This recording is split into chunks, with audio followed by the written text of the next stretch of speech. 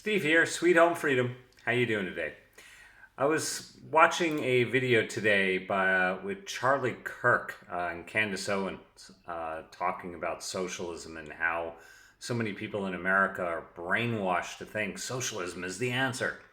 But there has never been a socialist country that has uh, risen the standard of living for its people as a capitalist system.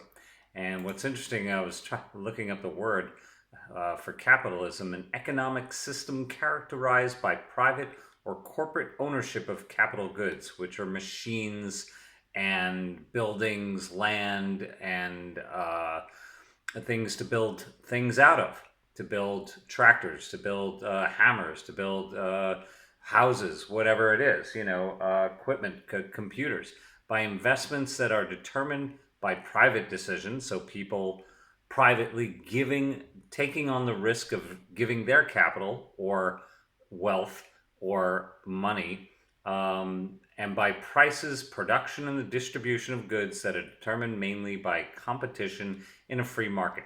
Competing in a free market, that leads to the only way you're going to do well is to provide a better product or service, or else you fail in bankruptcy, as you should, because you're not producing good product. And there's never been incredibly high standards or even just moderate standards provided by government, because they take everything from everyone to then give it back to you in a way they think is right. And no socialist country leads the world in services and goods and innovations. So it's just such an interesting thing. But it comes down to the money system, because what's interesting, I was looking up for information about debt in the United States and poverty. And on debt.org, it says poverty in the United States. Poverty is still a big problem in the United States, especially for minorities and people living in rural areas. Improving education and health are keys to individuals and families rising above poverty level. No, that's not true, because the education is in the wrong area. How many people understand the monetary system? Very, very few. Poverty is the human condition of being unable to obtain or provide a standard level of food, water, and or shelter for your family. Well, let me see. The basic home is almost $1 million today. How is a poor person going to afford that? And why is it $1 million today? Well, it has to do with the monetary system. The money's being, if you look at the rate of inflation just keeps going up almost exponentially now.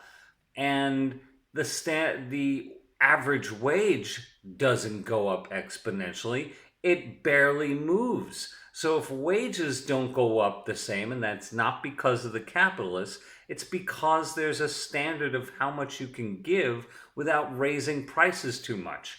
But inflation robs people of that wealth and creates more of a gap between the wealthier and the poor, makes it harder for the poor and the middle class to provide a decent home. That's why it takes two people to provide for a family, or takes more to provide for a family. So it's only because we're spending too much through government, which is only because we have a monetary system using currency and not money.